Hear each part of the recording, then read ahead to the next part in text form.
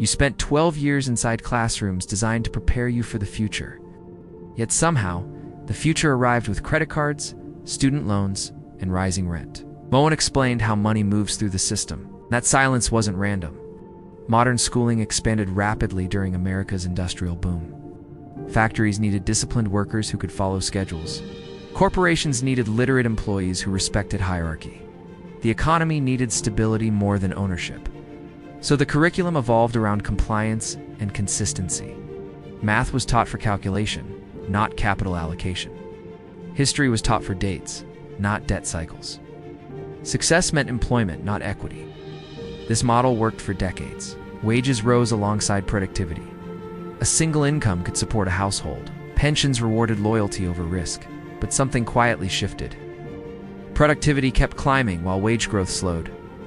Asset prices accelerated faster than salaries, and ownership began separating from labor. Those who understood stocks, real estate, and equity multiplied wealth. Those who only understood paychecks felt inflation first. The gap didn't explode overnight. It widened slowly, almost invisibly. Meanwhile, financial education remained optional. Budgeting was treated as personal responsibility. System-level money creation was rarely discussed. Compound interest was a formula, not a force. Student debt expanded dramatically. Credit became easier to access than assets. Young graduates entered adulthood already leveraged, and few understood the cost of that leverage. Here is where incentives matter. An employee trades time for income. An owner controls assets that produce income. The system rewards both differently. When you depend only on wages, inflation feels like pressure. When you hold appreciating assets, inflation can feel like lift. Same economy, different outcomes. The curriculum rarely highlighted that contrast.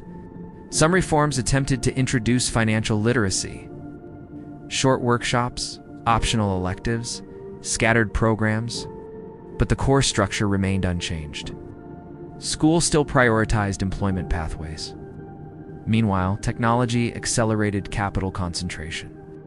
Equity in major firms generated exponential returns. Housing shortages pushed property values upward, and asset holders gained structural advantage. The breaking point is subtle. Young workers question why degrees no longer guarantee stability.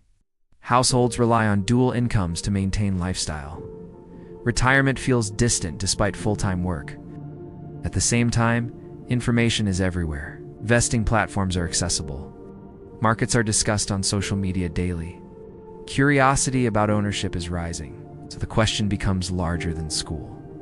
Was education designed to create wealth builders, or was it built to sustain economic order? Understanding intent changes perspective. This is not conspiracy or blame, it is incentive alignment. Institutions evolve to serve economic needs, and those needs shift over time. Today's economy rewards capital efficiency.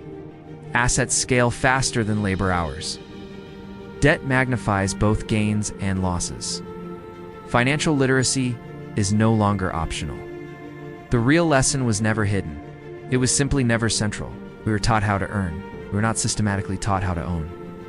3 takeaways emerge clearly. First, income alone rarely builds lasting wealth. Second, understanding assets changes your leverage in the system. Third, incentives explain outcomes better than intentions. If the cost of living continues rising faster than wages, ownership becomes less optional and more essential. The system will keep functioning as designed. The only question is where you stand within it.